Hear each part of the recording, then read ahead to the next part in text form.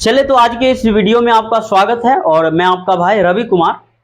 मैं आशा करता हूं कि आप लोग जो है बढ़िया से पढ़ाई कर रहे होंगे, क्योंकि भाई मेरे अब मात्र जो है 4 महीना बचा हुआ है, तो पढ़ाई जो है जरूरी है। ठीक है, और आज हम बात करेंगे क्लास 12 हिंदी का एक प्यारा सा चैप्टर अधिनायक पे। चैप्टर का क्या नाम है? अधिनायक। इसके राइटर का बात किया जाए तो राइटर का नाम है रघुवीर सहाय। आप लोग यहाँ पे देख रहे हैं ना, रघुवीर सहाय इनका नाम है राइटर का। अगर बात किया जाए कविता का, तो आपके किताब का जो है सबसे छोटा कविता है, सबसे छोटा कविता है जो रघुवीर सहाय जी के द्वारा लिखा गया है। अच्छा, हम अधिनायक की बात कर रहे हैं, अधिनायक कविता का, तो अधिनायक का अर्थ हम पहले समझेंगे। देखिए, अधिनायक का अर्थ होता है भाग्य का निर्माता, यानी कि जो भाग्य का निर्माण करता है, जो हमारे भाग्य के बारे में लिखेगा, ठीक है, वही जो है अधिनायक कहलाता है। कहने का तात्पर्य ये हुआ भाई मेरे, जो हमारा मालिक है वही हमारा भाग्य का निर्माण करेगा, और ये अधिनायक का मतलब वही होता है। लेखक जो है यहाँ पे जो है कहीं ना कहीं अधिनायक जो कविता है उस पे जो है एक तरह से जो है उस समय की सरकार हो या अभी की सरकार हो, या कविता के माध्यम से जो है लेखक कहीं और जो है कटाक्ष कर रहे हैं, तो अर्थ स्पष्ट करेंगे हम इसका। तो बारीकी से आप लोग समझेगा, हम आपको बढ़िया से बताएंगे। थोड़ा सा अधिनायक के बारे में जान ले आप लोग। एक प्यारा सा राष्ट्रगान है अपने देश का, जनगण मन अधिनायक जय है भारत भाग्य विधाता, ये हमारी राष्ट्रगान है। इसके राइटर कौन है? इसके राइटर हैं रविंद्रनाथ टैगोर, रविंद्रनाथ टैगोर। ठीक है, देखिए एक मान्यता ये भी है जनगण मनगण अधिनायक के बारे में, जो ये गाना जो है, ये गान जो है सबसे पहले जो है जॉर्ज पंचम के स्वागत में गाया गया था। किसके स्वागत में? जॉर्ज पंचम के स्वागत में गाया गया था। ठीक है, देखिए जॉर्ज पंचम जो है भारत में आया था 12 दिसंबर। कब आया था भाई मेरे? 12 दिसंबर 1911 को। आप लोग याद रखेंगे, यहां से क्वेश्चन हालांकि पूछेगा नहीं, हम समझने के लिए बता रहे हैं। जॉर्ज पंचम जो है अपनी पत्नी, इसकी पत्नी का नाम था मैरी। क्या नाम था? मैरी। मैरी के साथ जो है 12 दिसंबर 1911 को आया था। ठीक है, और कुछ लोगों का मानना यह है कि ये गाना जो है इसी के स्वागत में गाया गया था। ये गाना जॉर्ज पंचम के स्वागत में गाया गया था, और जॉर्ज पंचम को उस समय जो है भारत का जो है सम्राट घोषित कर दिया गया था। ठीक है, भारत का सम्राट घोषित कर दिया गया था। तो कहने का तात्पर्य हुआ कि एक पहलू ये भी है, जो जनगण मन अधिनायक जो गाना है ये स्वागत गीत है, और किसके स्वागत में गाया गया था? तो जो उस समय जो भारत को, वो अंग्रेज के स्वागत में, जो भारत को जो है सदियों तक जो है गुलाम बना करके रखा, और उसके स्वागत में जो है ये अधिनायक गाना जो है, ठीक है, जनगण मन अधिनायक जो है गाया गया। हालांकि रविंद्रनाथ टैगोर जो है इस बात से इनकार करते रहे। ठीक है, और उसके बाद बात किया जाए तो सबसे पहले ये गाना जो है यहां तो गाया ही गया था, और एक जगह था कांग्रेस के अधिवेशन। कांग्रेस का अधिवेशन कब हुआ था?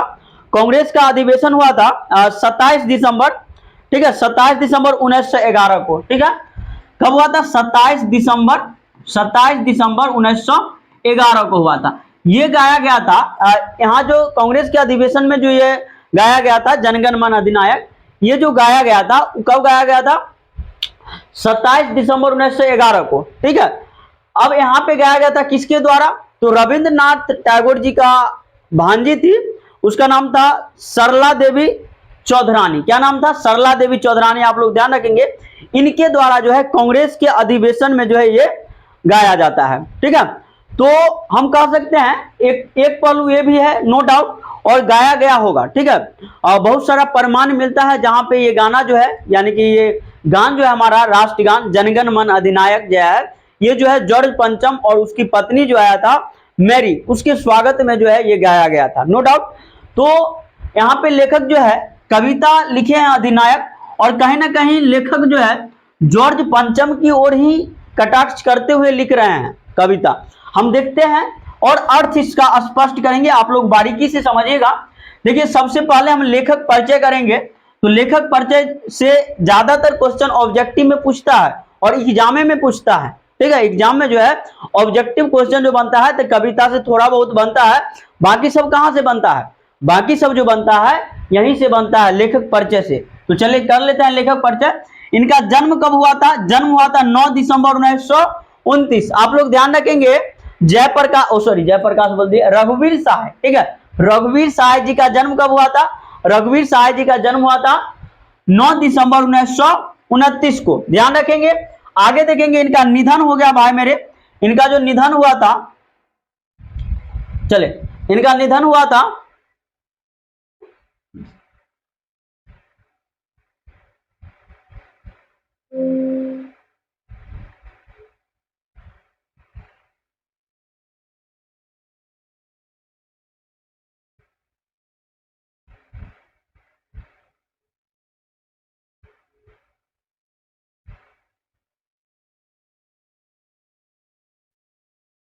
चले हम देखते हैं इनका निधन कब हुआ। 30 दिसंबर 1990 को हुआ था। इनका निधन कब हुआ? 30 दिसंबर 1990। आप लोग ध्यान रखेंगे, जन्म स्थान का बात किया जाए तो लखनऊ उत्तर प्रदेश ना, उत्तर प्रदेश की राजधानी कहां है? उत्तर प्रदेश की राजधानी है लखनऊ, याद रखेंगे आप लोग। चले, पिता हरदेव सहाय, ठीक है, पिता का नाम क्या था? हरदेव सहाय, जो पेशा से एक शिक्षक थे। ऑब्जेक्टिव में पूछता है जो रघुवीर सहाय के पिताजी पेशे से क्या थे? पेशे से क्या थे? तो शिक्षक थे। और बातचीत के जो राइटर है बालकृष्ण भट्ट, उनके पिताजी पेशे से क्या है?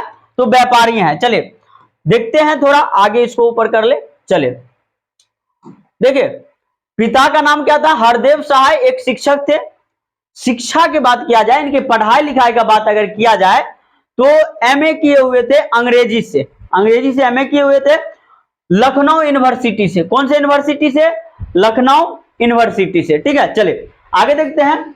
आगे है विशेष अभिरुचि। विशेष अभिरुचि के मतलब होता है जो आपका मन जो है किस चीज में ज्यादा लगता है। जैसे हमारा मन जो है पढ़ाने में लगता है तो हम कह सकते हैं विशेष अभिरुचि हमारा यह है। उसके बाद क्रिकेट तो प्रत्येक लड़का का पसंद है, आप लोगों का भी पसंद होगा, ठीक है।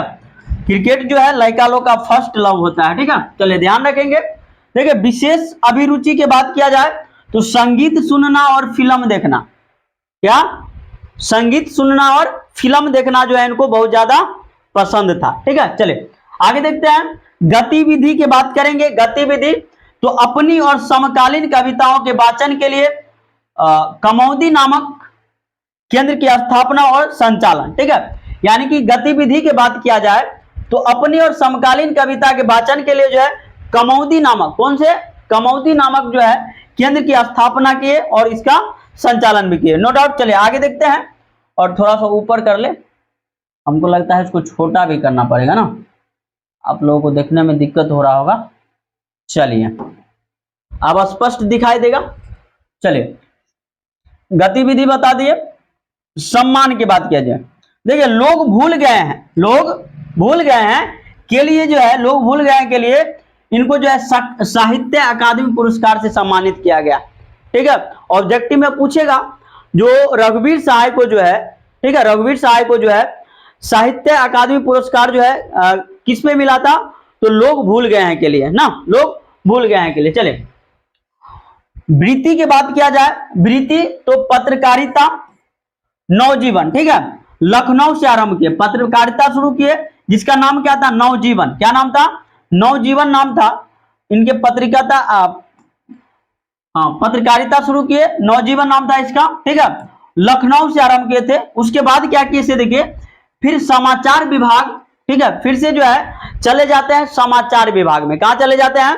समाचार विभाग में चले जाते हैं। आकाशवाणी दिल्ली, कहा? समाचार विभाग में कहा चले जाते हैं? आकाशवाणी दिल्ली में। यानी कि आकाशवाणी दिल्ली से आप लोग जो समाचार, आजकल तो रेडियो नहीं चलता है, रेडियो आप लोग सुने होंगे कभी, तो वहां से उसमें बोलते सुने होगा कि ये समाचार आकाशवाणी दिल्ली से प्रस्तुत है, ठीक है। आप सुन रहे हैं, कोई आदमी का नाम ले लेगा, जो आदमी बोलेगा उसका, ठीक है। और ऐसे तो आकाशवाणी दिल्ली में जो है ये एक समाचार विभाग में भी काम किए, ठीक है। चलिए आगे देखते हैं। फिर नव भारत टाइम्स में गए। नव भारत टाइम्स ये भी कहाँ है? दिल्ली में ही है, ठीक है। उसके बाद विशेष संवाददाता के रूप में, ठीक है, संवाददाता आप लोग समझते होंगे जो मैक लेके नहीं पकड़ ले रहता है, खबर पहुंचाते रहता है, वही होता है, ठीक है। चले तो संवाददाता के रूप में जो है ये रहे 1979 से लेकर के 1982 तक। कब से? 1979 से 1982 तक। उसके बाद जो है दिनमान समाचार साप्ताहिक नई दिल्ली के प्रधान संपादक, ठीक है। उसके बाद जो है दिनमान समाचार में ये था साप्ताहिक समाचार, ठीक है, उसमें जो है प्रधान संपादक बन के रहे, ठीक है। उसके बाद है भारतीय प्रेस परिषद के सदस्य भी रहे। उसके बाद जो है बन गए भारतीय प्रेस के सदस्य, ठीक है, भारतीय प्रेस परिषद के क्या बन गए, सदस्य बन गए। चलिए आगे देखा जाए, और आगे क्या है, आगे है इनकी कविता के बारे में दिया हुआ है। कविता देखिए, कविता जो है, कविता लिखते हैं दूसरा सप्तक में एक कवि के रूप में शामिल हुए, ठीक है। दूसरा सप्तक जो कविता है उसमें जो है ये एक कवि के रूप में शामिल हुए। किसके रूप में, कवि के रूप में। उसके बाद देखिए सीढ़ियों पर धूप में आत्महत्या के विरुद्ध, ठीक है। उसके बाद है कृतियां, इनकी कृतियां हंसो हंसो जल्दी हंसो, लोग भूल गए हैं, कुछ पत्ते कुछ चिट्ठियां, ये सब इनकी कृति है। और ये जो है ऊपर है वो कविता है। चलिए कहानी की बात किया जाए इनका, तो सीढ़ियों पर धूप, क्या, सीढ़ियों पर धूप, रास्ता इधर से है, रास्ता इधर से है, जो आदमी हम बना रहे हैं, ठीक है, ये सब इनकी कहानी है, ये सब इनकी क्या है, कहानी है। चलिए आगे देखते हैं इनके निबंध के बारे में। तो सीढ़ियों पर धूप में दिल्ली मेरा प्रदेश लिखने का कारण उबे हुए सूखी, ठीक है, वे और नहीं होंगे जो मारे जाएंगे, ठीक है। ये सब जो है इनके निबंध है। आदि समर्पण रचनावली 6 खंडों में, ठीक है। आगे देखते हैं राजकमल प्रकाशन नई दिल्ली से प्रकाशित, और ये सब जो है 6 खंड में प्रकाशित है। किसके द्वारा, राजकमल प्रकाशन के द्वारा। चले अब अधिनायक की बात किया जाए, जो ये कविता जो है अधिनायक को कहां से लिया गया है, तो देखिए आत्महत्या के विरुद्ध नामक कविता संग्रह से संकलित किया गया है। ये जो आपका अधिनायक कविता जो हम अभी पढ़ेंगे वो कहां से लिया गया है, कहां से संकलित किया गया है, तो आत्महत्या के विरुद्ध से लिया गया है ना, आत्महत्या के विरुद्ध जो इनका कविता संग्रह था वहां से लिया गया है। तो चलिए अब कविता को हम समझेंगे। चलिए देखिए कविता का क्या नाम है, अधिनायक, आप लोग के किताब में दिया हुआ है अधिनायक। आगे हम बढ़ेंगे और देखेंगे लगातार में। देखिए ये है आपके कविता का पंक्ति, क्या है, कविता का पंक्ति है, क्या हो रहा है यहाँ पे उसको समझेंगे। देखिए राष्ट्रगीत में भला कौन हुआ, भारत भाग्य विधाता है, फटा सुथना पहने जिसका गुण हर चरना गाता है, ठीक है। यानी कि लेखक कह रहे हैं कि राष्ट्रगीत में कौन, वह भारत भाग्य विधाता है, फटा सुथना पहने जिसका गुण हर चरना गाता है। इसका अर्थ हम पहले समझेंगे, उसके बाद आपको बढ़िया से समझाएंगे। देखिए कह रहा है इन पंक्ति में कवि कहते हैं कि राष्ट्रगीत में वह कौन है जिसे भारत का भाग्य विधाता बोला गया। हम अभी तुरंत आपको पीछे बताए थे, जो अधिनायक का मतलब क्या होता है, भाग्य विधाता, यानी कि भाग्य का निर्माता, ठीक है, भाग्य का निर्माता। तो लेखक यहाँ पे कह रहे हैं, यही पूछ रहे हैं कि पंक्ति जो है यानी कि राष्ट्रगीत में भला कौन हुआ भारत भाग्य विधाता है। लेखक कहते हैं कि ये जो राष्ट्रगीत है हमारा जनगण मन अधिनायक जो है, इसमें अधिनायक कौन है, इसमें किसका बात हो रहा है, ठीक है। और ये जो देखिए फिर से लेकर राष्ट्रगीत में वो कौन है जिसे भारत का भाग्य विधाता बोला गया है। आगे देखिए, आगे लेखक यहाँ पे क्या कर रहा है, फटा सुतना पाने जिसका गुण हर चरना गाता है। हर चरना के मतलब हम समझ जाएंगे, जो प्रत्येक नागरिक के तौर पे जो है, एक नागरिक के तौर पे हर चरना को दिखाया गया है, जो बहुत ही गरीब है और बहुत ही शोषित है, ठीक है, बहुत ही शोषित है। देखिए आगे लेकर कह रहे हैं, वह कौन है जिसका गुणगान फटा सुतना पाने हर चरना गाता है, अर्थात हर आम नागरिक गाता है। और लेखक कह रहे हैं जो ये जनगण मन अधिनायक में अधिनायक कौन है, ये अधिनायक कौन है जिसका गुण जो है प्रत्येक आम नागरिक गाता है, गरीब हो या फिर अमीर आदमी हो, प्रत्येक आम नागरिक गाता है, ये हर चरना है कौन, ठीक है। तो आप लोग इस पंक्ति का जो भाव है वो समझ गए होंगे, और अगला पंक्ति को हम स्पष्ट करेंगे। यहाँ पे लेखक सीधा सीधा पूछ रहे हैं, जो हम जो राष्ट्रगीत गा रहे हैं उसमें जो अधिनायक है, उसमें जो भाग्य विधाता है, ये भाग्य विधाता कौन है जिसका जो है गुणगान जो है प्रत्येक नागरिक, भारत के प्रत्येक नागरिक हो या फिर फटा सुतना पाने हर चरना हो, वो गाता है, ठीक है। चले आगे देखेंगे, अगला पंक्ति है आपका, अगला पंक्ति है भाई मेरे, हाँ, मखमल टमटम बल्लम तुरही, क्या है, मखमल टमटम बल्लम तुरही, पगड़ी छत्र चंबल के साथ तोप छुड़ाकर ढोल बजाकर जय जय कौन कराता है। ठीक है, क्या कर रहा है, मखमल टमटम बल्लम तुरही पगड़ी छत्र चंबर के साथ तोप छुड़ाकर ढोल बजाकर जय जयकार कौन कराता है। ठीक है, देखेंगे इसका अर्थ। देखिए लेखक कह रहे हैं कि कवि इस पंक्ति के माध्यम से कहते हैं, कवि इस पंक्ति के माध्यम से कहते हैं कि पता नहीं वह कौन अधिनायक है। लेखक फिर से कह रहा है कि पता नहीं कौन अधिनायक है, कैसा अधिनायक है। ठीक है, कैसा अधिनायक है जो छाता और चेंबर से युक्त टमटम पर तोपो वस्त्र और पगड़ी पहनकर बल्लम तुरही के साथ रहता है।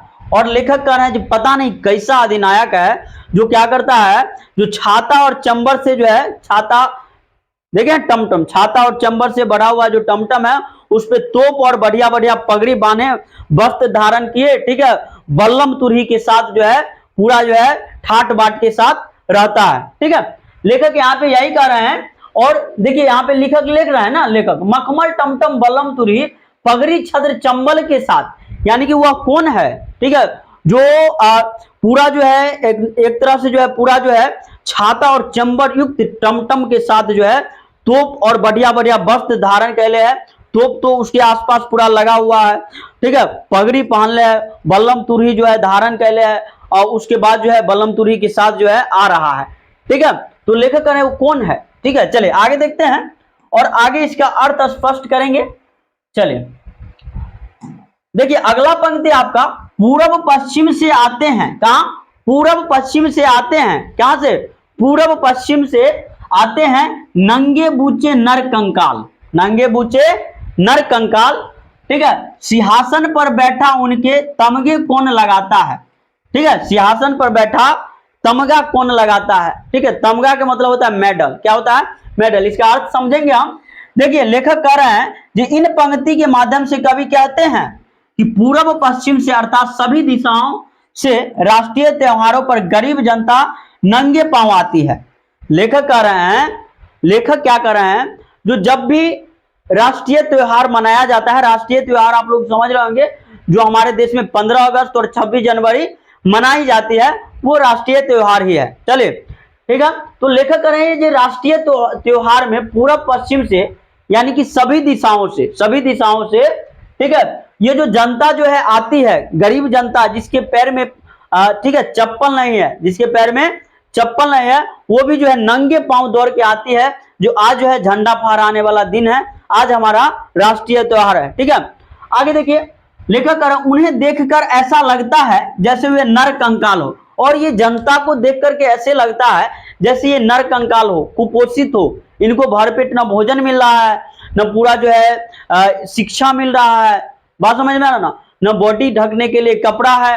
ठीक है, तो लेखक यही कह रहे हैं जो उन्हें देखकर ऐसा लगता है जैसे क्या है, नर कंकाल हो। ठीक है, सिंहासन पर बैठकर उनके, ठीक है, गरीब जनता के लगवाने वाला वह कौन है, यानी कि लेखक कह रहे हैं कि यही जो नर कंकाल है, जो गरीब जनता है, उससे ताली बजवाने वाला और उससे मेडल पहनने वाला कौन आदमी है, ये कौन अधिनायक है जो गरीब जनता को शोषित करता है, अपने मेडल पहनता है। ठीक है, और गरीब जनता जो है नंगे पांव जो है दौड़ करके उसको देखने आती है। आमतौर पर आप लोग अभी भी देखिएगा, जो छोटा मोटा नेता आ गया, बात समझ रहे हैं ना, छोटा मोटा नेता आ गया और उसके बाद जो है हम लोग उसका पीछे दौड़ते रहते हैं कुत्ता की तरह। तो ऐसे नहीं होता है। देखिए सबसे बड़ा बात है, हम लोग जब एजुकेटेड होंगे, पढ़ेंगे लिखेंगे, ठीक है, और इतना ज्यादा हमको पढ़ लिख लेना है, जो बगल से कोई विधायक चल रहा है ना, कोई विधायक चल रहा है, प्राइम मिनिस्टर चल रहा है, विपक्ष का नेता चल रहा है, और हमको कोई फर्क नहीं पड़े, आया वो अपना काम किया, वो चला गया। ठीक है, तब जाके जो है हमारा देश जो है कहीं ना कहीं निखरेगा। जब तक हम नेता के चापलूसी करेंगे, देश कभी आगे नहीं बढ़ेगा।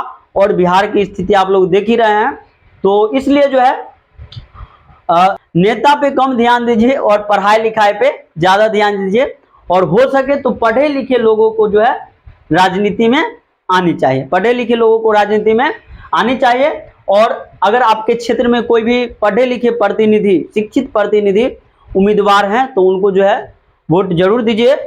और उन पे जो है वो जब कहीं ना कहीं सरकार में आएंगे, ठीक है, वो कहीं ना कहीं सरकार में आएंगे तो हमारे बारे में सोचेंगे, बात समझ में आ रहा ना। तो चलिए अगला पंक्ति देखते हैं। अगला पंक्ति कर रहा है, कौन है वह जनगण मन अधिनायक वह महाबली, डरा हुआ मन बेमन जिसका बाजा रोज बजाता है। फिर से लेखक कह रहे हैं, कौन है वह जनगण मन अधिनायक, वह कौन महाबली है, वह कौन महाबली है, डरा हुआ मन जो है, ये जो हमारा डरा हुआ मन है जिसका रोज जो है वो बाजा बजाता है। क्या करता है, रोज बाजा बजाने का मतलब होता है गुणगान करना, रोज जो है बाजा बजाता है। तो चलिए इसका अर्थ नीचे हम देख लेते हैं, ठीक है। देखिए नीचे अर्थ है, इन पंक्तियों के माध्यम से कवि कहते हैं कि राष्ट्रीय गान में वह कौन जनगण मन अधिनायक का महाबली कौन है, ठीक है। फिर से लेखक कह रहे हैं, फिर से लेखक पूछ रहे हैं, जो भाई ये बात बता दो हमको, ये राष्ट्रगान जो है हमारा जनगण मन, इसमें अधिनायक कौन है, ये जो अधिनायक महाबली है, महाबली जो अधिनायक है ये कौन है, जिसका बाजा जो है रोज बजता है, जिसका बाजा रोज बजता है, और डरी हुई जनता, ठीक है, डरी हुई जनता जो है मन बेमन से जो है उसका गुणगान करते रहती है। मतलब ये जो उसका मन हो तो और नहीं मन हो तो तब भी जो है नेताजी का जो है जय जयकार करबे करेगा, वह कौन है, ठीक है। लेखक कह रहे हैं ये अधिनायक जो है कौन है, ठीक है, ये महाबली कौन है, ठीक है।